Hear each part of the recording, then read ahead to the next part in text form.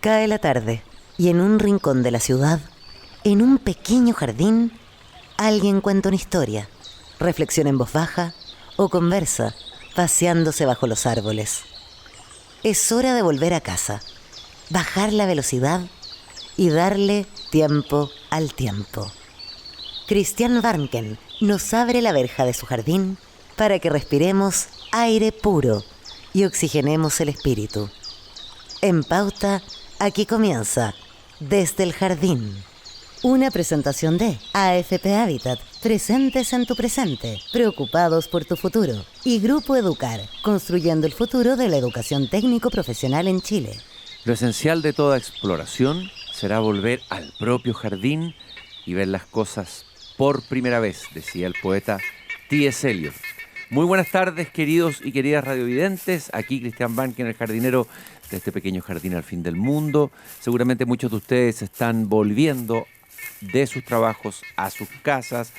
Algunos a lo mejor en un taco, otros tal vez en un camino por ahí, en algún lugar de Chile donde lleguen las antenas de Radio Pauta. A todos los saludo, a los que nos escuchan en el norte, en Antofagasta, en la quinta región, Valparaíso, Viña del Mar, también Santiago, y a todos los radiovidentes sureños. Hoy día es jueves 28 de mayo. Y muchas veces es interesante, por la curiosidad que es parte de lo que somos como seres humanos, asomarnos y salir un poquito de nuestro propio jardín, de nuestros propios límites, de nuestro propio país y mirar qué está pasando afuera en este asombroso mundo, asombroso e inestable mundo en el que estamos. Y bueno, es necesario mirar ahí donde hay culturas distintas, diferentes, que nos cuesta comprender, pero que juegan un rol importante en la historia y probablemente también en nuestra historia, sin que nos demos cuenta. Bueno, eso ocurre con el mundo musulmán. Y resulta que en estos días se espera la llegada de millones de fieles a la ciudad de la Meca, la sagrada ciudad de la Meca, en Arabia Saudita, para una de las celebraciones del mundo musulmán más importante, el Hajj, no se pronuncia así. Los peregrinos deben realizar, en realidad cada musulmán debiera realizar por lo menos una vez en la vida esta peregrinación. Y queremos saber más de qué se trata esta peregrinación, cuando vemos a multitud dando vuelta en torno a la Kaaba, cuando hemos visto noticias de años anteriores donde han ocurrido muchas muertes, cuando vemos a millones caminando bajo 47 grados de calor, ¿no? Y cuando pensamos que además Arabia Saudita está ahí en el límite, en la frontera de un conflicto geopolítico que está afectándonos a todos en el mundo, el conflicto entre Irán y Estados Unidos e Israel. Bueno, para hablar de todo eso, me acompaña hoy día en el jardín alguien que ya habitué de este espacio, de este pequeño jardín. Hemos hablado otras veces de temas extremadamente interesantes que tienen que ver con las religiones, con el Oriente, con Persia. Tuvimos un programa especial sobre aquello. María José Mora, ella es historiadora, periodista, doctora, ya lo podemos decir a plenitud, porque viene llegando a Madrid de Ciencias de Religiones de la Universidad Complutense de Madrid y es docente asiduo en cátedras muy distintas: Historia de Oriente Antiguo, Grecia Clásica, Civilizaciones Orientales, Medio Oriente Actual en la Universidad de los Andes, entre otras. María José, qué gusto de tenerte aquí en el jardín esta tarde. Igualmente, qué placer estar aquí de nuevo y poder compartir este espacio con ustedes. Primero que nada, felicitaciones por tu doctorado de Ciencia de las Religiones, ¿no? Sí, ¿Esa pasión por la ciencia de las religiones la tuviste siempre? Siempre me fascinó el Oriente con estas percepciones de religiones tan distintas y parecidas a la vez a las nuestras. Y este horizonte que se te abre, ¿no? Y como siempre me gustó el Oriente en todas sus variantes, siendo muy ambiciosa, el doctorado en Ciencia de las Religiones de la Universidad Complutense te permitía un paraguas de herramientas, de conocimiento, de desarmar, ¿no?, religiones en todas partes del mundo. Y eso me fascinó del concepto, ¿no?, del doctorado. ¿Cuál es la religión que más te ha sorprendido en el estudio que has hecho de distintas religiones, orientales, me imagino que también occidentales, has hecho comparaciones? ¿Cuál es la que más te ha sorprendido como investigadora? Yo diría más que una que me sorprenda en particular. Yo diría que lo que más me sorprende en la variedad de religiones es la búsqueda que siempre es la misma, ¿no? No importa si hablamos de religión mochica en el Perú Norte, o si hablamos de Islam, o si hablamos de una variante del budismo zen, la búsqueda del ser humano por conectarse con ese algo que considera superior es alucinante, porque llega a puntos y a matices que, a pesar de lo distantes y diferentes, tienen mucho de similar. En el mundo secular occidental, porque Occidente se ha secularizado, nosotros fuimos también un continente, una civilización en la cual en el eje, en el centro, estaba la espiritualidad y la religión. Pensemos en una Edad Media, por ejemplo, ¿no es cierto? Pensamos hoy día, desde nuestra mirada secularizada, ilustrada, moderna, etcétera, de que las religiones van en retroceso, pero no es así. En muchas partes, o en la mayoría de las partes del mundo, las religiones están muy vivas. El caso del islamismo es un ejemplo evidente, ¿no? Absolutamente. De hecho, creemos los occidentales que, como para nosotros la religión es una cuestión colateral que dejamos entrar cuando queremos a nuestra vida. Que la usamos de repente. Exacto. Vamos a una misa, a un entierro, y ahí nos bautismo, acordamos, claro, ¿no? Pero en el caso sobre todo del Oriente, yo diría, la religión forma parte de la vida diaria y ordinaria del día a día.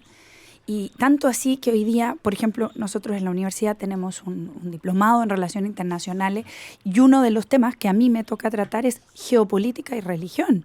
Y cómo hoy día no puedes hablar de relaciones internacionales sin al menos darle una mirada a un factor fundamental, que son las líneas religiosas que intervienen en un conflicto. No en todas las hay, pero cuando las hay son generalmente muy importantes. Y uno a veces se pregunta, o se ha preguntado, yo mismo en algunos conflictos que han ocurrido antes, si aquellos que tomaban decisiones geopolíticas de potencias occidentales conocían el complejo mapa de las religiones cuando fue, por ejemplo, la invasión de Irak. Entender qué se jugaba ahí, qué grupos había, los sunitas, los chiitas. Al intervenir, qué desorden podría provocar, que es lo que provocaron después, con un verdadero caos, anarquía, etcétera, ¿no? Totalmente. Qué importante es que los dirigentes, quienes toman decisiones, quienes están al mando de las grandes potencias occidentales, conozcan esa realidad que tú describes. Y no la conocen bien, porque incluso, sin ir más lejos, a Irak hoy día, ¿no? Cuando un Estados Unidos entra y asesina al líder supremo de Irán, la gente no logra dimensionar el avispero que se sacude.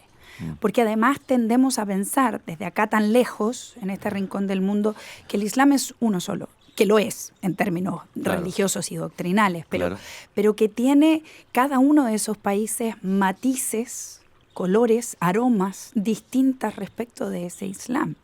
Y que el Islam como se vive en Irán no es igual a como se vive en Arabia Saudita, y no es igual a como se vive en Jordania o en Irak o en el sur del Líbano. En fin, todos esos son pequeños mundos musulmanes que tienen colores muy diferentes. Bueno, vamos a hablar ahora de esta peregrinación, de esta festividad religiosa fundamental, central en el islamismo, que se está desarrollando en estos días, ¿no es cierto? Hoy día es 28 de mayo, no sé, esto hasta el 30, entre el 27 y el 30. Nos quedan 2 días. 2 días. ¿Cuántos días son y por qué se celebran estos días? Cuéntanos un poco la historia de esta peregrinación que está ocurriendo ahora mismo en Arabia Saudita. Se está llenando de millones de personas. Debe ser tengo la cifra que acaba de publicar el Ministerio de Hajj y Umrah de Arabia Saudita, que son 1.673.230 peregrinos. Imagínate que entre 1.600.000 personas de un a golpe una sola ciudad. A una sola ciudad. Sí. Hay de todo aquí para contar. Lo primero, que para nuestros auditores contarles que el mundo musulmán hoy día es alrededor de 1.500 millones de personas en el mundo. En comparación con los cristianos o los católicos, ¿cómo estaríamos? A ver, es que ahí hay que hacer la distinción. Los cristianos son más. Datos ya hace algunos años atrás bordeaban 1.600 millones, pero dentro de esos cristianos tenemos que hablar de católicos, ortodoxos, luteranos, protestantes, evangélicos, todas las variantes que tienen a Cristo como centro, ¿no? Luego, si hablamos solo de católicos apostólicos romanos, ya bajábamos a 1.100.000, no sé, esas cifras deben estar un poco más actualizadas, debo estar un poco lejos, pero el mundo musulmán es 1.500.000. O sea, 1.500 millones, es interesante decir lo que ha pasado en Europa, el corazón de la cristiandad, ahí estuvo el corazón de la cristiandad medieval, ¿no es cierto? Claro. En esa Europa católica, que ya no es católica, pero de origen católico, cuyo fundamento fue el catolicismo, ha recibido el impacto de la migración del islamismo que ha entrado fuertemente en la sociedad. Eso ha provocado rechazo, oleadas de regímenes populistas que prometen, usan, ¿no? el discurso, la xenofobia, etcétera. Claro. Pero resulta que se empiezan a dar cuenta que son minoría frente a aquellos que llegaron a sus territorios, digamos. Siguen siendo mayoría los cristianos, digámoslo así. Siguen siendo mayoría ahí en Europa, pero en el global, lo islámico hay que tomarlo en cuenta, ¿no? Absolutamente. Es mucha gente. Lo que pasa es que hay dos matices. Europa, como bien tú dices, como decía don Julio Retamal, tu profesor. Así es. Y nuestro querido invitado. Así es. Don Julio que tuvimos acá en el jardín tantas siempre veces. Hablábamos, ¿no? Y comentábamos de que, en el fondo, el mundo europeo no se va a llamar Europa hasta muy entrado después, porque se hablaba de la cristiandad occidental, de hecho. Eso era lo que definía Europa. Hoy día ya no. Vemos que Europa ha ido variando, como tú bien dices, secularizándose. Y ese mundo musulmán que ha ido entrando en todas partes, y es bueno aclararlo también, la gente tiende a pensar que en algún minuto se van a tomar Europa completa. No, eso pasó en los primeros años, que había índices de natalidad muy altos comparados con los europeos, pero hoy día eso ha vuelto a reducirse porque el costo de la vida en Europa es muy alto para musulmán, hinduista, católico, el que sea, ¿no? Entonces, este mundo musulmán es un mundo muy amplio, muy grande, y hay que pensar que uno de los pilares de ese Islam es precisamente que todo buen musulmán vaya, como bien tú dices, una vez en la vida a la Meca. ¿Por qué tiene que ir una vez a la vida? ¿Qué pasó ahí en la Meca? ¿Por qué tiene que hacerse esta peregrinación? Bueno, la Meca es el corazón del Islam. El relato, ¿no?, plantea que, como bien lo dirá el profeta Mahoma, la paz sea con él, como dicen los musulmanes, lo que viene es a dar una revelación a los árabes, que es la continuidad de la revelación que ha partido con Abraham. Por lo tanto, la misma. Claro, ¿no? Abraham y Moisés. ¿no? Abraham, Moisés, Jesús son personajes reconocidos dentro del Islam. Y Abraham, recordemos, y aquí viene un meollo súper interesante, su gran debilidad era que no podía tener hijos. Dios, ¿cierto?, con su mujer Sara. Le da a Isaac. Momento. Antes le da otro. Ahí está. A Ismael. Le da a Ismael con Agar. ¿No? Y su segundo hijo. La esclava. La esclava Agar. Y le da un segundo hijo con Sara, que es Isaac. Y viene un momento crucial que tiene que ver con la celebración de estos días, que es cuando Dios pone a prueba la fe de Abraham y le pide que le sacrifique a este hijo que tanto había soñado con tener. ¿Cuál? Isaac. Ahí está la pregunta. Cuando Abraham sube al monte Moria dispuesto a sacrificar al primogénito, dice el texto, está a punto, ¿cierto?, de sacrificarlo. Increíble. Es brutal. Tremenda. Y entra, ¿cierto?, y aparece el ángel que le dice a Abraham, no lo mates, Dios ha visto tu fe, y aparece un cordero. Y entonces no lo sacrifica. Ahora, para los judíos, a quien estuvo a punto de sacrificar es a Isaac, claro. Pero para los musulmanes, Cristian, es Ismael. Miren, lo que puede hacer una lectura hermenéutica distinta. Así Qué importante es la hermenéutica. Puede producir guerras de religión. Así es. Solamente la lectura o interpretación de un fragmento. Exacto, con eso tenemos ya un conflicto. Entonces, mira. Antes de que siga, paréntesis, para que vas a continuar con el tema, que ese episodio es un episodio tremendamente importante y eso me recuerda un libro de un filósofo danés, Søren Kierkegaard, una especie de existencialista cristiano, quien toma el personaje de Abraham como ejemplo de la fe y describe esta escena. Dice que todo se juega en esa fe entregada totalmente a cometer esa aparente locura, que para él era locura, digamos, que Dios le pidiera sacrificar a un hijo, ¿no es cierto? Claro. Pero está dispuesto a hacerla a pesar de todo por la fe. Es que ahí se origina en la ciencia de las religiones el concepto de la fe. Porque hasta entonces, bueno, no me quiero ir a otras religiones, pero las religiones que hasta entonces no estaba ese concepto de fe y de confianza ciega en la divinidad. Yo era utodes, como dirá nuestro amigo Botero, que dirá las religiones sumerias. Yo doy a Jean Botero. Exacto. ¿Tú sabes que yo lo entrevisté? Sí, por eso te digo. Lo entrevisté en Francia, el gran maestro Jean Botero, mesopotamólogo. Exacto. Y él decía, las religiones mesopotámicas son utilitaristas. Yo dejo la ofrenda para que el Dios me devuelva, no porque tenga fe lo en cambio, aquí salto, me Aquí lanzo. salto. Bueno, exacto. Kierkegaard hablaba del salto mortal. Es un Exacto. salto el de la fe. Así No, es. un arrojo, me arrojo, Exacto. me Bueno, entrego. Y eso tiene que ver con estos días. ¿Por Ya. qué? Porque para los musulmanes a quien estuvo a punto de sacrificar fue Ismael. No lo sacrifica, aparece el cordero y luego el relato va a contar que Abraham va a terminar dejando a Agar e Ismael, ¿cierto?, en la Meca. Hay todo un relato que tiene que ver con la Kaaba, que era un santuario que ya, ¿cierto?, se veneraba, se había construido en el lugar justo abajo del cielo donde los ángeles veneraban a Dios. Por lo tanto, es un axis mundi. Ya, pero tú dijiste lo de Agar. A ver, yo recuerdo en el episodio bíblico que queda en medio del desierto una escena dramática, Agar caminando en el desierto con Ismael en brazos con un calor abrazante. Y que casi se muere de Casi sed. se muere y de repente se abre un pozo milagroso de Samara, creo que Porque se Abraham, llama. exacto, Samsam, Sí. corren de una montaña a otra, ¿cierto? Abraham pidiendo desesperado hasta que se abre este pozo. Bueno, eso también está en los rituales de este día, ¿no? Recordar principalmente la fe. Entonces, todo musulmán viaja en este mes que se llama el mes de Dual Hijjah, que significa el poseedor de la peregrinación. Es el último mes de un calendario lunar, a diferencia del nuestro. Y los musulmanes entran en un estado de ihram, que significa un estado de pureza espiritual. Se preparan para eso, ¿no? Ya podremos hablar de la logística que significa todos estos peregrinos, pero cada país musulmán tiene una cuota, postula, puede ir, en fin, hay toda una organización detrás. Y ellos viajan el primer día, ¿cierto? Van a hacer el tawaf, es decir, dar 7 vueltas. ¿Y por qué dan 7 vueltas? Porque así lo hizo el profeta. Y está en el Corán, ¿no? El profeta les dice, hagan lo que yo voy a hacer, ¿no? Esta peregrinación. Y dan estas 7 vueltas. Tiene que ver con los 7 días de la creación, ¿no? Ese Son simbolismo simbólicos numéricos. tan propio de la Biblia hebrea también, ¿no? Y luego, el primer día, entonces, los peregrinos se mueven en la Meca y van 8 kilómetros a Mina, un valle, en donde pasan el día, la noche rezando, ¿no? Y al día siguiente, el segundo día, que fue el martes, muy importante, es el día de Arafá.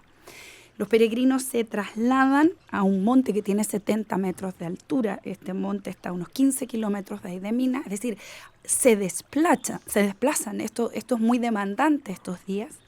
Y ahí en ese monte están todo el día rezando y pidiendo perdón por sus pecados, esperando el atardecer.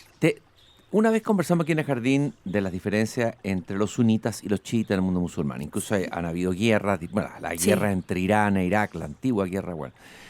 Aquí vienen sunitas y chiitas, se encuentran Todos. incluso aunque estén Todos. en guerra o se ha hecho, por ejemplo, momentos de guerra, cuando hubo guerra, que hayan llegado pueblos que eran enemigos, pero que son musulmanes, pero de fracciones distintas. Son musulmanes. Ya. Sunitas, chiitas, hombres, mujeres. Todos por igual. Se visten igual, con una ropa, esas ropas que vemos en las imágenes como estas toallas o sábanas blancas, ¿no? En una demostración de humildad total, de somos todos iguales ante Dios. Y ahí, ese día van, ¿cierto? Esperan el atardecer y una vez que se pone el sol, se mueven a una zona llamada Muzdalifa, 9 kilómetros más, duermen bajo las estrellas y recogen pequeños guijarros de piedras. Qué poético, qué bonito. ¿Cierto? Para el día siguiente, bueno, hoy día ya al parecer no están bajo las estrellas porque tienen unas tiendas, están súper organizados los saudíes. Y al día siguiente viene el día de Eid al-Adha, que es el día del sacrificio. Y ahí la fiesta del Cordero. Exacto.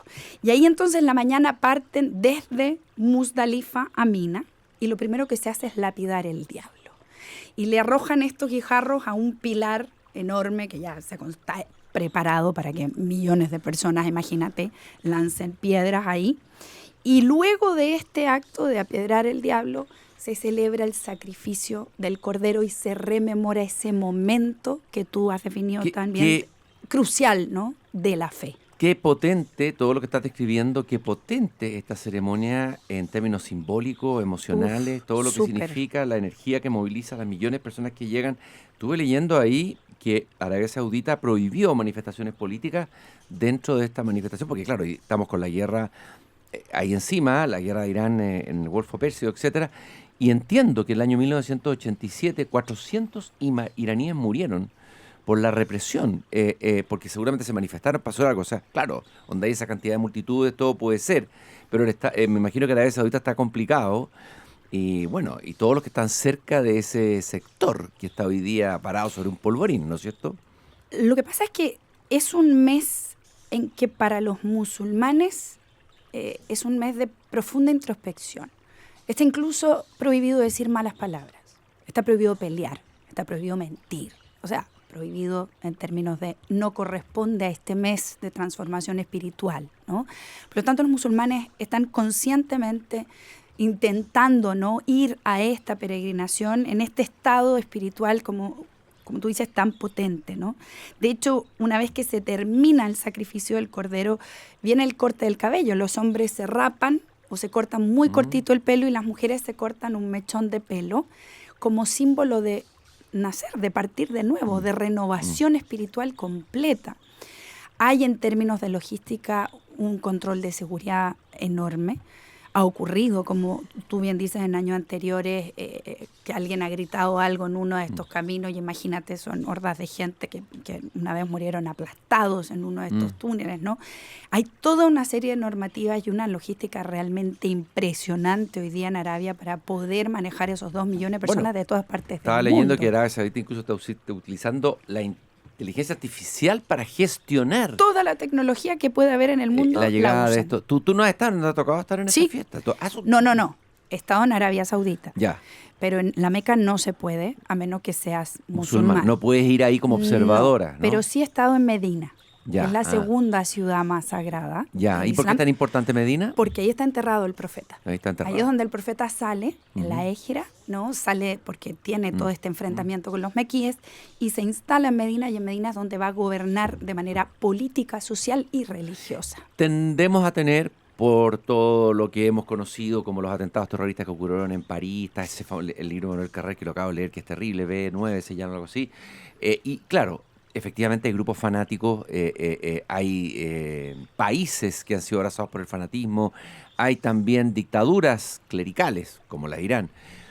Pero el Islam, tú mismo dijiste que es una religión que tiene muchas facetas y dimensiones.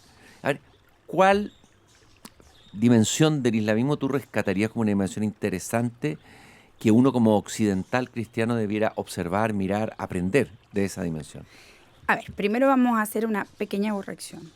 La religión es el Islam. Sí, claro. El radicalismo es islamismo. Claro. O sea, son cosas distintas. Sí, evidente. Bien, Sí. entonces, Muy bien esa cuando uno habla de islamismo está hablando de una interpretación radical y alejada de los términos centrales del Islam. Bien. Evidentemente para nosotros ese islamismo es la imagen más potente que tenemos del Islam, porque pensamos en los atentados terroristas, en el fanatismo religioso, en fin.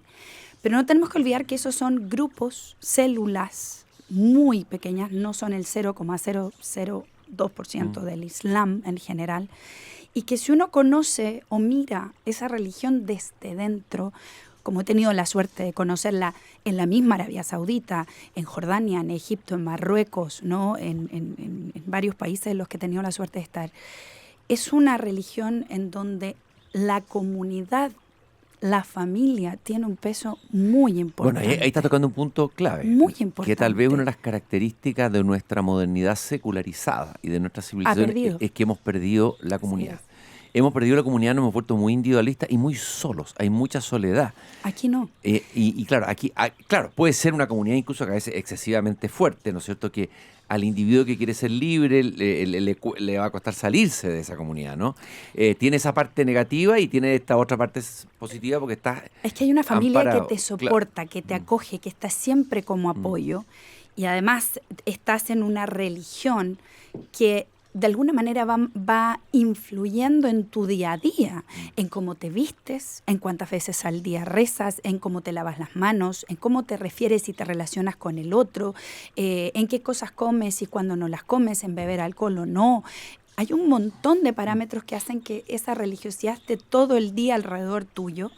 Y y he tenido la suerte de conocer amigos muy queridos, musulmanes de estos países, donde tiene una sabiduría bellísima y conceptos. Ahí uno entiende por qué la poesía árabe es tan linda, Ay, Cristian. hay tantos poetas y extraordinarios. profunda. Los poetas la poesía árabe es maravillosa. Es que es maravillosa. Poesía árabe y poesía persa también, ¿eh? Bueno, exacto. El Hafiz en Persia sí, y hay otros poetas en... Pero tiene, como te digo, eso que es tan maravilloso que realmente... Mira, yo cuando estuve ahora en Medina en febrero, y vamos el próximo año, de nuevo en febrero del 2027, tenemos de nuevo un viaje cultural a Arabia Saudita, en donde además queremos invitarlos a nuestros viajeros, a los que se quieran sumar, a vivir la experiencia de 3 o 4 días de Ramadán.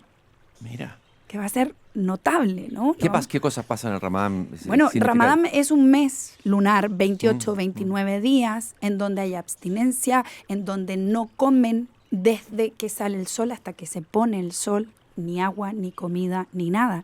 Y eso, Cristian, te lleva a pensar, wow, esta gente de verdad hace un trabajo de introspección súper profundo y súper potente, que nosotros los occidentales ya no tenemos en nuestra práctica al día a día, y que a veces hay gente, por ejemplo, en nuestro mundo católico, que te dice, oye, yo he hecho los ejercicios ignacianos. Sí, claro, ejercicios espirituales. Ejercicios espirituales. Pero es como una novedad, es como una cosa... No es algo que está no. enraizado en tu vida cotidiana y que está presente en la vida cotidiana. Aquí sí, y te acompaña la comunidad completa. Estamos caminando por el jardín con María José Mora, doctora, ya lo podemos decir en plenitud, ¿no es cierto?, en ciencias de religión, es fanática en el sentido de apasionada por el mundo oriental y por las distintas religiones que hay, la riqueza de la religión en el mundo. Arabia Saudita, donde ocurre esta peregrinación, está ocurriendo, porque es 27 al 30 de mayo, ¿no? Así es. Ya, hablemos de Arabia Saudita en términos, ¿es sunita, chiita? ¿Cuál es la realidad? Arabia Saudita tiene una realidad política que es interesante conocer, una cierta complejidad. Muy interesante. Un breve así... Arabia Saudita es una monarquía, ¿no? Desde 1925 la monarquía cae en manos de Abdulaziz ibn Saud, que es quien funda, ¿no?, esta monarquía y le da el nombre al país. Y es un país, fíjate, muy orgulloso de su monarquía. Es sunita y alberga los 2 lugares más sagrados del Islam, que es la Meca y Medina, ¿no? Y desde aquí se articula una Arabia Saudita que se ha organizado para recibir a todos estos peregrinos que vienen, ya sea al Hajj, que es lo que está ocurriendo ahora en estos días, una vez en la vida, o a la Umra, que es una peregrinación que puede hacer cualquier musulmán en cualquier época del año y que es 7 veces la vuelta, es cortarse el cabello, es más pequeña, es como más abreviada que el Hajj. Oye, ¿no? y Arabia Saudita ha sido siempre un aliado tradicional de Estados Unidos, Así pero parece es. que es muy estricto en términos de la ortodoxia. A ver, es muy... El velo y no sé qué. No, tú sabes que desde el velo 2020... No. Ya, ahí no hay velo, ya. No, sí hay. Hay libertad. Pero las mujeres de 2020 pueden no usarlo. Ya. Lo que pasa es que la gran mayoría no quiere dejar de usarlo. Ya, ¿no? ok. Ahora, es un aliado de Estados Unidos con el que a mí me da la sensación que Estados Unidos creía que iba a contar a brazo cerrado y le ha ido muy mal. Porque el príncipe Mohammed bin Salman ha sido muy claro en decirle que no le va a ceder espacio aéreo y en que no lo va a apoyar en el ataque a Irán, a pesar de que veía a Irán como un enemigo. Y no es que sí, sea porque ahí hay una no. competencia también entre Arabia Saudita e Irán. Hegemonía, por la hegemonía. exacto, ¿no es cierto?, regional, por supuesto. Pero fíjate que ahí nos damos cuenta los occidentales de algo que para nosotros nos sorprende. Y es que para ellos primero, que son parte de una umma, de una comunidad, de una maternidad, de un útero. Eso significa umma musulmana. Primero somos musulmanes. Y después las diferencias de un lado o de otro. Y eso es bien impresionante, fíjate, de descubrirlo. Ahora nos atrapó el tiempo, nos pilló el tiempo lamentablemente, pero fue muy entretenida esta conversación que tuvimos, muy ilustrativa. Te quiero preguntar por el poder, el hechizo que tenía el Corán recitado, porque el Corán fue recitado y cantado, es como una recitación, como un mantra. Corán significa lo cantado. Lo cantado, ¿no es Lo cierto? recitado. Es una palabra cantada, es como Sí. si la Biblia fuera cantada, ¿no es cierto? Como era probablemente la Ilíada. Como era la Ilíada, como era la poesía de los Aedos, ¿no es cierto? Exactamente. Exactamente la poesía griega. Es cantada. Exacto. Y yo entiendo que producía un efecto sonoro tan potente que hechizaba al otro, Lindo, ¿no? muy lindo. De hecho, cuando uno escucha en los países musulmanes, en Turquía, en Jordania, en Egipto, en Marruecos, el llamado a la oración, te cautiva. Y hay quien dice, creo que es Brunetian, que dice, quien no ha crecido en el conocimiento del árabe, cuando escucha el llamado a la oración, cuando escucha la lectura del Corán, se pierde una fuerte, potente espiritual de la forma en ese canto. Y uno escucha ese árabe como lengua, ¿no? Que es suave, que es melodiosa, que te atrapa. Y como dicen por ahí, la música es aquella que rompe tus primeras barreras, ¿no? De personalidad y se acercan a la espiritualidad. Entonces sí, tiene mucho de eso esta religión cantada, rezada, pero en una especie de... La idea era que el que la cantaba, ¿cierto? El muecín caía en trance. se mecía con el viento, Claro, ¿no? se mecía Las con el viento palabras en el se muelle. las lleva. Qué bonito, ¿no? hay una... ¿Cierto? María José, Muy te quiero bonito. agradecer esta caminata esta tarde en el jardín. María José Mora, doctora en Ciencias de la Religión, explicándonos, dándonos el contexto, la historia de esta peregrinación, esta fiesta, la celebración más importante del mundo musulmán que está ocurriendo en estos días Sí. entre el 27 y el 30 de mayo. Vamos a despedirnos escuchando un fragmento de una sura en árabe Ay, qué para lindo. sentir aquello que tú acabas de describir, la primera sura Al-Alá, que dice: glorifica el nombre de tu Señor, el Altísimo, quien creó y dio forma, quien determinó y guió, que hace brotar los pastos y luego los convierte en restos oscuros. Haremos que recites, oh Muhammad, y no olvidarás, salvo lo que Alá quiera. Él bien conoce lo manifiesto y lo que está oculto. Bellísimo. Vamos con eso a la pausa. Gracias. Y luego regresamos. Gracias, María José. Seguimos caminando esta tarde de jueves 28 de mayo por este pequeño jardín al fin del mundo. Soy Cristian Banken, el jardinero de este jardín, y vamos a asomarnos un poco más allá de los límites de este jardín, a mirar ese otro maravilloso jardín que es Colombia, un país de Latinoamérica que siempre ha admirado por la belleza de sus jardines, de su vegetación, de su naturaleza, de sus paisajes, pero también por la riqueza humana que contiene el país, por la calidez de los colombianos, por su cultura riquísima. Hay que pensar que de ese país nació uno de los más grandes narradores de lengua española del siglo XX, Gabriel García Márquez, el autor de Cien años de soledad. De ahí viene el vallenato, la música, en fin, pintura.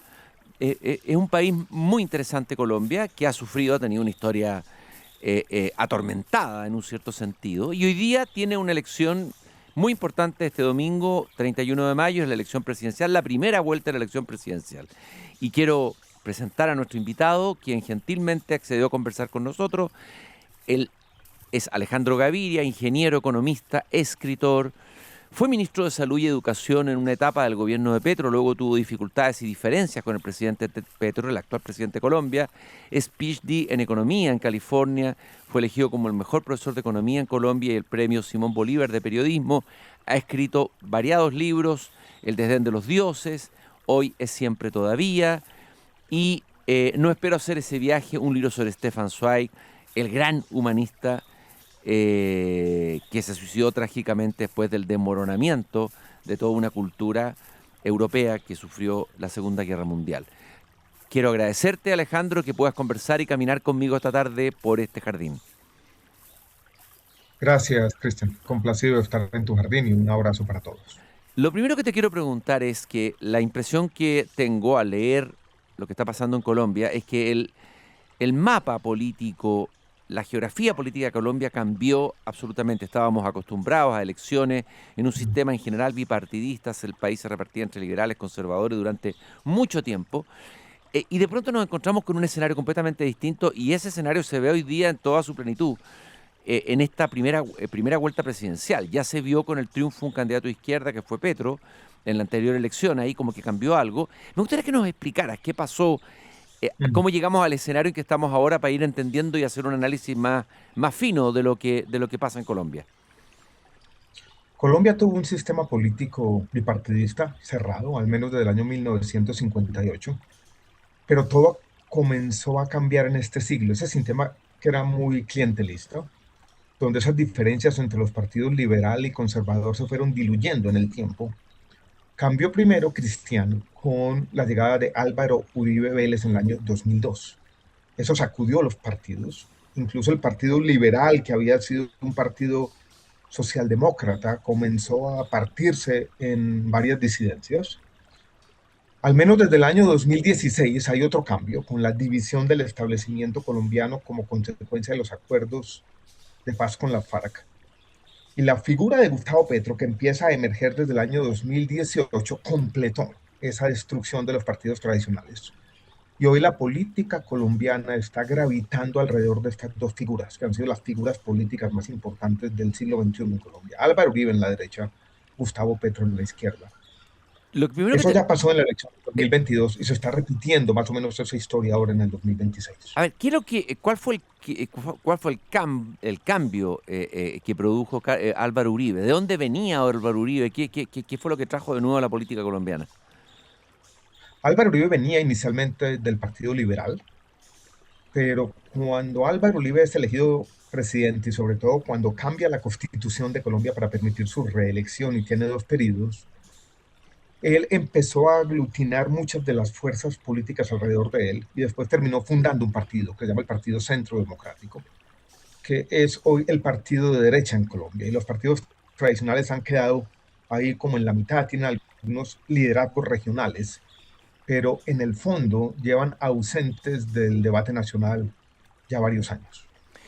Este Partido Centro Democrático es un partido de derecha, ¿no es así? Pero, a ver, ¿y el Partido Conservador? Nosotros entendemos que conservadores de derecha, liberales, no son más de centro. Explícanos un poco eso, al que nos está escuchando, que probablemente no logre entenderlo. El Partido Conservador y el Partido Liberal todavía existen, tienen alguna influencia regional, tienen alguna presencia en el Congreso, pero han perdido peso sobre todo en las elecciones presidenciales. Ya hay 3 elecciones seguidas presidenciales en las cuales el Partido Conservador y el Partido Liberal, que dominaron el siglo XX, no tienen candidato presidencial cristiano. O sea, Sí, han perdido mucha pero importancia. para entender un poco, ¿quién está más a la derecha, liberal o conservador en Colombia? Siempre estuvo mucho más a la derecha el Partido Conservador, el ¿Ya? Partido Liberal un poco más a la izquierda, pero con el tiempo se fueron diluyendo esas diferencias ideológicas y fueron partidos muy clientelistas, ¿no? Tenían unas clientelas electorales, tenían o administraban ciertos bienes y empresas estatales en las regiones, iban consolidando unas redes de apoyo, un capital político, y las diferencias ideológicas empezaron a quedarse atrás. Y han surgido estos 2 partidos, el Centro Democrático en la derecha, el Pacto Histórico en la izquierda, identitarios. Es el surgimiento de un nuevo bipartidismo en Colombia que yo creo que se está consolidando en esta elección del año 2026. ¿Quién es el candidato o candidata del Centro Democrático? Es decir, el candidato de Álvaro Uribe. ¿Quién es? ¿Paloma Valencia? Paloma Valencia sí ha sido senadora varios periodos, es una mujer aguerrida, hizo su carrera política sobre todo a la sombra, podríamos decir, de Álvaro Uribe, es la candidata de Álvaro Uribe, se ha presentado a veces públicamente como la hija, entre comillas, de Álvaro Uribe. O sea, es el Centro Democrático, es la candidata oficial de lo que podríamos llamar cristian, la izquierda institucional. Y Ujú. a esa izquierda, como sucedió en Chile, le surgió incluso más a la derecha un outsider, una derecha, perdón, alternativa, que es el candidato Abelardo de la Espriella, que tiene como esta combinación buquelista de Milei, trumpista, que dice defender los valores tradicionales, a la derecha de Álvaro Uribe y el Centro Democrático. Álvaro Uribe tuvo un proceso judicial, estuvo preso. No sé si preso en su domicilio o también en la cárcel. Luego zafó de aquello. ¿Qué pasó con ese juicio? ¿Qué pasó con Uribe? ¿Cómo lo Hay una afectó? apelación y eso está por resolverse. Fue un proceso por algo que ocurrió después de la presidencia, por una manipulación de testigos en un conflicto que él ha tenido con el candidato de izquierda, con Iván Cepeda. Ujú. Surge el proceso judicial en contra del expresidente Álvaro Uribe, surge de ese conflicto con este candidato Oye, Alejandro, ¿qué de la pasa? izquierda, el pacto histórico, el que ha venido promoviendo el presidente Gustavo Petro como su sucesor. ¿Qué pasa con el centro? ¿Hay centro en Colombia o no lo hay? Como ha pasado aquí en Chile, la misma pregunta que nos hemos hecho, ¿el centro desapareció o no ha hallado expresión? ¿O hay votantes de centros pero no hay un partido candidato que los represente? Hay candidatos independientes de centro. Los partidos de centro han venido desapareciendo, pero hay dos candidatos de centro en esta elección. Uno es Sergio Fajardo, que ha sido candidato ya por 3 periodos consecutivos, exalcalde de mi ciudad, de la ciudad de Medellín, el gobernador del departamento de la provincia de Antioquia. Y también hay una candidata de centro, Claudia López, que fue alcaldesa de la ciudad de Bogotá. Ellos en principio van a ser candidatos muy fuertes, pero la contienda, sobre todo este año, se polarizó completamente. La intención de voto de ambos candidatos de centro es inferior hoy al 3%, según la mayoría de las encuestas. Además, Similar a lo que ha ocurrido en Chile. claro, además interesante que lo que también he leído es que el tanto pacto histórico que es la izquierda como Centro Democrático, la derecha, Uribe, etcétera, se reparten geográficamente el país, ¿no? Cada uno de estos pactos o coaliciones o partidos tienen mayor incidencia en ciertas regiones. ¿Cómo se divide el mapa electoral en Colombia geográficamente? El mapa electoral se divide de la siguiente manera. Colombia, Cristian, y todos quienes nos escuchan, tiene un modelo de desarrollo que es casi del libro de texto de centro-periferia. O sea, el centro de Colombia, que es la región cafetera sobre todo, que se desarrolló y se modernizó y se insertó en la economía global alrededor del café, de pequeños minifundios cafeteros, y allí creció una clase media rural conservadora. Y esa raíz que tiene 100 años sigue siendo importante en las elecciones de hoy en día. Y ese centro de Colombia, que tiene el departamento de Antioquia, lo que llamamos la zona cafetera, algo hacia Bogotá, y creciendo hacia el oriente, es el reducto electoral de la derecha en Colombia. La izquierda está más en la periferia del país, sobre todo en la región Caribe y en particular en el suroccidente de Colombia, de Cali hacia el sur, que incluye el Pacífico colombiano, que es la región que tiene una mayor densidad de población afro en el país, y también la población indígena que está en ese suroccidente. Y allí tiene la izquierda su principal reducto electoral. Oye, Alejandro, ¿cuál es tu balance del gobierno de Petro? Petro ha sido muy criticado de ser un político incompetente, se le ha acusado digamos, de consumir droga, él se ha defendido. Parecía que iba a sufrir una derrota a la izquierda en esta elección por lo mismo, sin embargo logró revertirlo, algo pasó, puesto que el candidato de izquierda es absolutamente competitivo. Hazme un balance del gobierno de Petro, de su estilo, de su manera de hacer política. ¿Ha sido positivo o negativo para Colombia? Tú lo conociste personalmente, trabajaste en su gobierno, en el comienzo de su gobierno, cuando ciertos sectores más de centro, por decirlo así, lo apoyaron. Tiene un estilo muy peculiar, se ha venido radicalizando con el tiempo, distinto a lo que ocurrió en Chile. Ha hecho un gobierno muy inestable, muy desordenado, con cambios constantes de ministros. Ha seguido manteniendo un gran poder político porque tiene esa capacidad de articular las frustraciones, digámoslo así, Cristian, de un país injusto. La economía colombiana, a pesar de todo, ha tenido un desempeño aceptable, aunque el problema del déficit fiscal ha venido creciendo rápidamente, pero todavía las consecuencias no son evidentes para la gente. Siempre se dijo en Colombia, y quizás lo mismo ocurrió en Chile, que la economía colombiana se iba a derrumbar, que íbamos a tener una crisis económica muy rápida, que íbamos a hacer Venezuela. Eso no ocurrió, hay que aceptarlo de esa manera. Pero yo creo que en el manejo del déficit y la deuda, en el manejo de algunos sectores, entre ellos la salud, el sector de servicios públicos y de energía, y el manejo de la seguridad, el balance del gobierno Petro no es bueno. Pero sigue siendo un político popular. La favorabilidad está entre el 40 y el 50% en muchas encuestas. Ha logrado mantener cohesionada la izquierda, que históricamente fue imposible en Colombia. Algunas de sus banderas siguen siendo relevantes en el país. La bandera de disminuir las brechas regionales, su insistencia en la necesidad de unas energías renovables, su discurso ambientalista sigue siendo atractivo para muchos jóvenes, con razón podríamos decirlo así. Pero su gobierno, Cristian, ha tenido más palabras que realizaciones. Ha sido un presidente muy retórico. Yo creo que el presidente Gustavo Petro, para quienes les gustan estos temas, yo creo que batió un récord mundial. Yo no creo que haya ningún presidente en el mundo que haya pasado más tiempo y que haya hecho más mensajes en la red social X.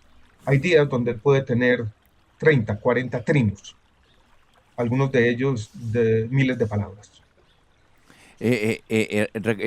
Estuve conversando con Carlos Granés, el autor de Delirio Americano, por esto es su último libro, y ahí dedica en su último libro varias páginas a describir este estilo que tú estás contando de Petro, ¿no? Que es un verdadero lírico, un poeta, un Un poeta, presidente sí. poeta, ¿no? Y que hace unos discursos muy líricos, poéticos y efusivos en la Asamblea de Naciones Unidas, etcétera, etcétera, etcétera, ¿no? Es un narrador, un poeta, pero que siempre está al borde del delirio. Aquí tengo también uno del último libro de Carlos Granés, está conectado, que se llama El rugido de nuestro tiempo. El Y rugido de aquí lo nuestro tengo tiempo. Ese libro estuvimos comentando aquí en el Hablé jardín. con él en la Feria del Libro de Bogotá también. Y es un poeta, pero yo diría que es un poeta maldito también. ¿Ya? Y lo que dice Granés, que de alguna manera el mundo del buenismo se pasó al arte y los transgresores ahora son los políticos, ¿no? Los que desafían el establecimiento y los que de alguna manera eh, rompen con la tradición. Y eso ha sido en parte el presidente Petro, y de allí viene parte de su atractivo, ¿no? Claro. Le ha quedado mal a todo el mundo, ha incumplido todas las citas posibles. Cuando yo fui ministro llegaba 5, 6, 7 horas tardes a las reuniones. O sea, ha sido un gobierno muy caótico en muchas dimensiones. Alejandro, bueno, ese es el actual presidente Petro, que va a tener un candidato que lo va a representar a su pacto político, pero también el candidato más extremo de la derecha también es un candidato poético literario, podríamos decir, en la línea de Granés, Abelardo del Espriel. A ver, descríbemelo un poco.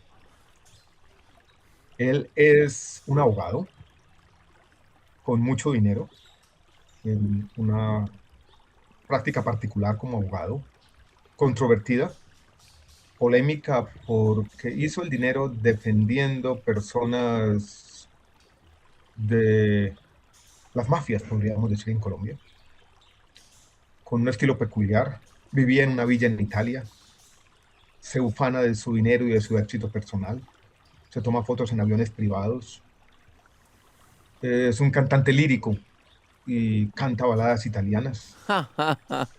Dios Se, mío. se autodenomina el Tigre. Y su campaña ha sido, en el fondo, yo no sé cómo llaman ustedes en Chile, Cristiano, estas personas que van a una fiesta infantil y son los recreacionistas, ha sido Sí. eso en el fondo. La Oye, densidad programática de la campaña ha sido nula, ¿no? Y él se ha presentado como el candidato que va a volver a recuperar la seguridad, en oye, reacción en parte al fracaso de la política de paz total que oye, puso en práctica el Oye, presidente pero Petro. esto es realismo mágico en plenitud, el que está pasando en Colombia hoy día, digamos, entre el presidente saliente y este candidato, ambos dos, es realismo mágico puro, Alejandro, ¿ah? Es realismo mágico puro, o en palabras de Granés, delirio americano, ¿no? Delirio colombiano, para darle una especificidad, Delirio porque colombiano en este caso, y sí, también hay sí. delirio chileno, también lo El hemos tenido. candidato Abelardo de la Espriella es caribeño del departamento de Córdoba, de una ciudad intermedia de Colombia que se llama Montería, y tiene este sentido caribe también, es muy agradable, dicharachero. ¿Y cómo es el candidato de la continuidad, el candidato que representa el partido, el pacto histórico de Petro? ¿Cómo es ese candidato? Descríbelo un poco también, Alejandro, para conocerlo más. Ese candidato es quizás, Cristian, el anticandidato. El anticandidato, Es ¿ya? anticandidato, es racional. No lo he visto sonreír una sola vez en campaña.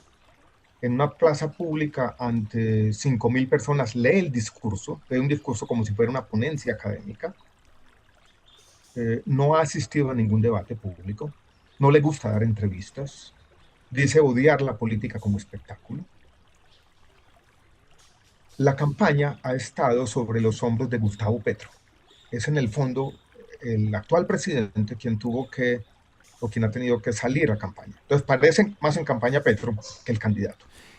¿Y por qué lo escogió a él? ¿Por qué fue escogido él como candidato? Si no tiene ninguna virtud de candidato, ni no lee los discursos. O sea, es lo contrario de Petro, no tiene el carisma Es lo lírico. contrario de Petro personalmente. Ujú. Yo creo que lo escogió a él porque es la antítesis de Álvaro Uribe, su némesis de alguna forma. Ujú. porque representa también algo que había perdido Petro por sus escándalos de corrupción y todos sus escándalos personales. Es una fuerza moral. Yo creo que Petro vio en Iván Cepeda algo de eso. Y yo creo que es un candidato que Petro es astuto, logró unir las bases de la izquierda que estaban de alguna manera, unas moviéndose más al centro, otras con otros candidatos. Petro encontró en él una persona unificadora, creo yo.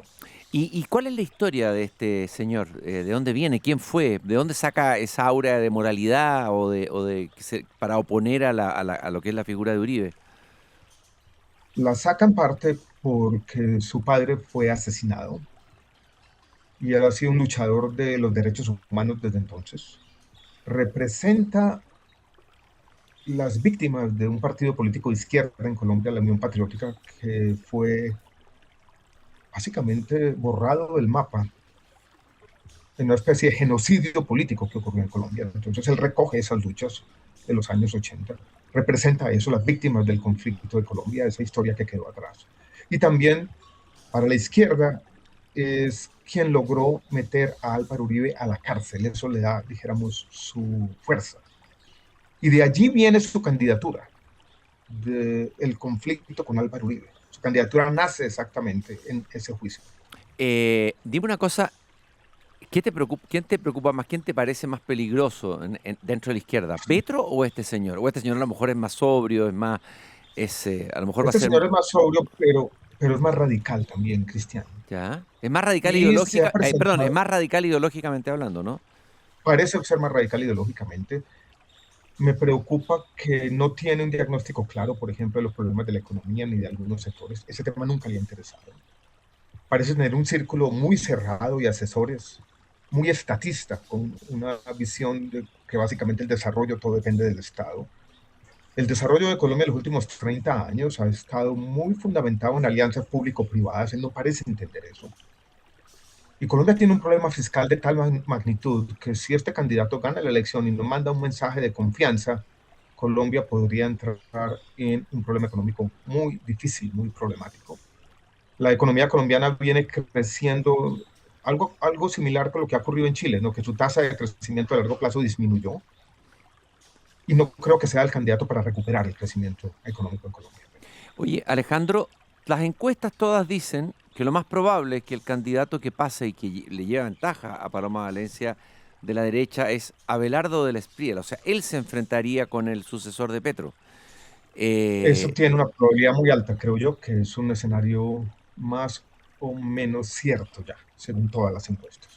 Fíjate que parecido al escenario Perú, en que tienes a Keiko Fujimori y a este candidato Sánchez de la izquierda, son escenarios análogos o similares y preocupantes, ¿no? Sí, parecido a Chile si hubiera ganado Kaiser la elección en la derecha. Exactamente, estaba pensando, si hubiera ganado Kaiser. ¿Y quién crees tú que ganaría, llevados con tu conocimiento político de las últimas elecciones y todo, Mm. llevado ese escenario entre Abelardo Espriella y ¿cómo se llama el candidato? Perdón, se me olvidó el nombre. Iván Cepeda. Iván Cepeda. Iván Cepeda. ¿Quién crees tú que las llevaría de ganar? Si me hubieras preguntado esto hace una semana y media, 2 semanas, yo te habría dicho que con mucha seguridad Iván Cepeda. ¿Ya? Hoy las encuestas parecen estar mostrando lo contrario, que es sorprendente para mí dado el desarrollo de la campaña. Y si quisiera hacer una apuesta, aunque la incertidumbre es mucha, y yo creo que la elección en segunda vuelta, que es el 21 de junio, va a ser muy cerrada. ¿Ya? Hoy el favorito es Abelardo del Espriella. De ganarle al candidato de izquierda. O sea, Paloma Valencia entonces no tiene ninguna posibilidad de llegar a segunda vuelta. Parece no tener ninguna posibilidad. Cuando Colombia tuvo las primarias el 8 de marzo, Paloma Valencia parecía que iba a pasar a segunda vuelta. Tenía el apoyo del Centro Democrático, tenía el apoyo de los partidos tradicionales, el liberal y el conservador del que hablamos hace un rato. Pero la campaña ha cometido muchos errores, nunca ha logrado consolidar un discurso y la figura de Álvaro Uribe ha sido polémica. Paloma Valencia cometió un error diciendo que quería nombrar a Álvaro Uribe como ministro de Defensa, eso no le gustó a nadie en el país. En fin, esa candidatura fue diluyéndose en las últimas semanas. ¿Qué crees tú que explica este escenario al que ha llegado Colombia? Un escenario dramático políticamente que se asemeja mucho a a otros escenarios políticos, no solamente en América Latina, también en Europa, con populismo, de derecha e izquierda, etcétera, enfrentado a un centro que desaparece o irrelevante. Pero ¿qué refleja, cuál es el problema de fondo más estructural de Colombia que no se ha abordado bien y que no ha sido solucionado desde la política, Alejandro? Yo creo que tenemos un tema similar al que tienen muchos países del mundo. Las redes sociales han cambiado la política, la forma como nos informamos de política, la radicalización que viene con estos nuevos medios de comunicación. Pero el problema que sigue definiendo a Colombia, Cristian, es el que tú mencionabas un poco en la introducción cuando decías que Colombia ha tenido una historia trágica. Ha seguido siendo el tema del conflicto, de la violencia, de si la paz o no la paz, de que si mano dura o no mano dura. Ese sigue siendo el tema alrededor del cual gira la política colombiana. De otro lado está el tema de la economía. Gustavo Petro hizo algo que no había hecho ningún presidente de Colombia y es aumentó el salario mínimo 23%. Pero Eso ha generado... Eso es una medida populista, pero tremenda. Fue una medida populista que le permitió cierta ganancia política de corto plazo y ha venido atacando de manera sistemática al Banco Central de Colombia, que es el Banco de la República. Y entonces también hay preocupación sobre la inestabilidad económica. Ese es como el segundo tema. El tercero es la crisis del sistema de salud. Colombia tenía un sistema de salud quizás muy centrado en la atención de la enfermedad y no en la salud pública ni en la política preventiva, pero que funcionaba. Y ese sistema, por decisiones explícitas del gobierno actual, por eso salgo yo del gobierno, a pesar de que yo era ministro de Educación, cuando se presentó la reforma a la salud, yo en una reunión de gabinete fui bastante explícito de que esa reforma no era conveniente para el país. Eso generó una discusión muy dura y yo salí después de 6 meses del gobierno de Gustavo Petro. Y pasó lo que les dije en ese momento que iba a pasar, y es que el sistema de salud iba a empezar a tener muchos problemas como ha ocurrido. Colocado en este escenario en que llegamos a segunda vuelta con los dos candidatos que tú acabas de señalar, ¿qué hace alguien como tú? ¿Por quién vota? ¿Por el mal menor? ¿Qué hace? ¿Cómo elige? Difícil, Cristian. Me queda muy difícil porque yo soy una persona de centro liberal, una persona que cree en las formas de la política, un reformista democrático, una persona que cree en el conocimiento. Hay en dos lados una especie de antiintelectualismo ramplón, ¿no? Un desprecio por el conocimiento, por la gente que quiere hacer reformas con base en el conocimiento. Yo esperaría a ver qué pasa entre primera y segunda vuelta. Bien, ¿quién hace una aproximación más creíble hacia políticas razonables? Alejandro, te quiero agradecer esta caminata que hemos tenido esta tarde aquí en este jardín al fin del mundo, en la Finisterrae, en Chile, pero comentando las elecciones de este domingo 31 de mayo en nuestra hermana nación Colombia. Bueno, Dios salve a Colombia, eso que habría que decir, ¿no? Como dijo una vez Heidegger cuando le preguntaron en medio de la Guerra Fría qué se podía hacer. Solo un Dios podrá salvarnos, dijo Heidegger. Es de esperar que los dioses... El problema, Cristian, con eso es que yo escribí un libro que se llama El desdén de los dioses. Eso mismo te iba a decir. Serán demasiado desdeñosos con nosotros, ¿no? Es de esperar que los dioses no sean desdeñosos y no abandonen a Colombia, ese maravilloso país que tanto queremos. Fue un gusto haber conversado contigo esta tarde, Alejandro. Un gusto para mí, Cristian. Un abrazo a todos. Y recordarles que nos acompaña Grupo Educar, construyendo el futuro de la educación técnico-profesional en Chile. Conoce más sobre nuestro trabajo en grupoeducar.cl. Ahorrar hoy puede marcar una diferencia real mañana. Con AFP Habitat, contrata un plan APB y aprovecha al máximo los beneficios tributarios disponibles. Yo estoy cerrando ya a esta hora la verja de madera de mi jardín. Ha sido un programa intenso. Partimos en la peregrinación en la Meca, en el Medio Oriente. Terminamos en el análisis de la situación política colombiana. Ya es hora de cerrar el jardín, de relajarse, de respirar, de entrar hacia adentro y, como dice Voltaire al final del Cándido, a cultivar el propio jardín.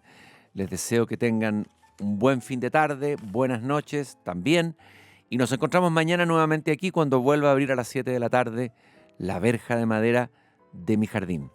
Gracias por acompañarme.